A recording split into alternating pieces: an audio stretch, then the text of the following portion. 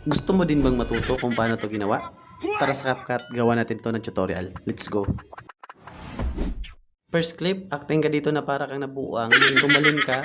Din yung second clip, dapat po meron tayong plain background. Din yung third clip, dapat po meron tayong crack green screen. Pwede nyo po ito i-download sa TikTok o sa YT. Or pwede nyo rin i-screen record nung akin. Then, tara sa CapCut, edit na po tayo. Dito mga lods, export na natin yung video natin. Focus po tayo dito sa clip natin. Ipi-freeze po natin yun mga lods ha, para hindi po gumalaw. Din yung unahan, ibasura na po natin.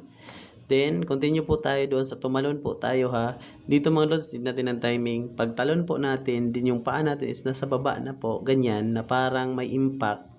Na parang nahulog ng ganyan mga lods. Freeze natin again dyan ha. Hanapin sa baba yung freeze. Then, yung unahan, i-click nyo po din, ibasura na po yan kasi hindi na yan kailangan. Then, dito mga lods, focus tayo dito sa naka-freeze. Then, habang naka-highlight yan, punta tayo sa overlay. Then, habang naka-highlight, remove background tayo mga lods. Auto removal, tanggalin natin ng background. Pag nag-green check na pag okay na. Pagkatapos po, ilong press po natin, din ilagay natin doon sa unahan. Ganyan po, dapat po yung magkabilang dulo ay magkapantay. Ganyan, dapat magkapantay dito. Pagkatapos po, drag po natin yung naka-overlay into 0.3 seconds mga lods. Lagay keyframe sa dulo. Then sa unahan, galawin natin yan. Then ilagay natin sa taas. Automatic po may keyframe po yan sa baba. Itago lang po natin doon sa screen.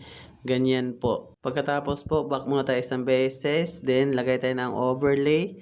Add overlay. Kunin lang po natin yung effect na na-download natin sa TikTok. Then dito mga lods, split lang natin dito sa unahan ha. Kasi yung crack lang yung kukunin natin. Split yan, yung dulo, i-delete na po natin. Click po natin yan. Then punta po tayo sa transform, resize.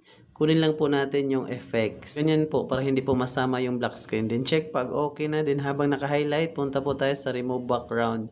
Chroma key po yung pipiliin natin. Then, adjust nyo lang doon sa green mga lods. Then paglaruan yung intensity, din yung shadow. Then check pag okay na. Then dito mga lods, adjust nyo lang doon sa baba ng paa ko. Ganyan po. Then click po natin yan. Yung min clip, i-duplicate po natin. Then yung isa po, remove background po natin yan. Then, auto removal. Then, hintayin lang po natin ha.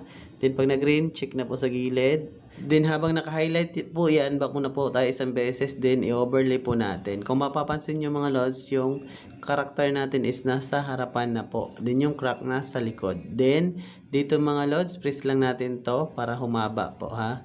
Click yung baba yung freeze. Then, hilain nyo po hanggang dulo. Ganyan po. Dapat po magkapantay. Then, click po natin itong green screen para maging totoo po yan. Punta po tayo sa adjust, HCL po. Click nyo po yung green, then in negative 100 nyo po lahat ha.